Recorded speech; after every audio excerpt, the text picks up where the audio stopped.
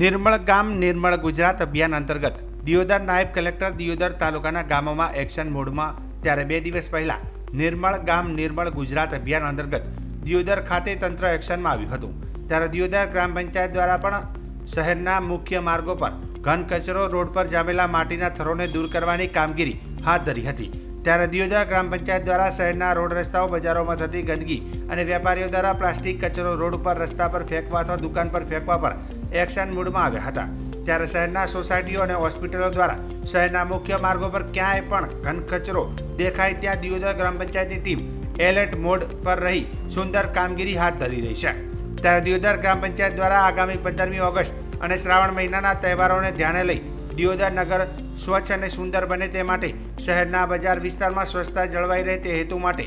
દિયોદર બજાર વિસ્તારમાં 300 જેટલા વેપારીઓને પોતાની દુકાન ગલ્લા કે લારીઓ વાળાઓ પોતાની દુકાન આગળ ગંદકી કે ઘન કચરો પ્લાસ્ટિક કે શાકભાજી ફેંકેલી ન હોવી જોઈએ તેના અનુસંધાને દિયોદર ગ્રામ પંચાયત દ્વારા વેપારીઓને નોટિસ બજાવણી કરી શહેરને સ્વચ્છ રાખવા જણાવવામાં આવ્યું હતું અને જો કોઈ પણ તેનો ભંગ કરશે તો તેની સામે કડક કાર્યવાહી કરવાની તાકીદ પણ કરી હતી।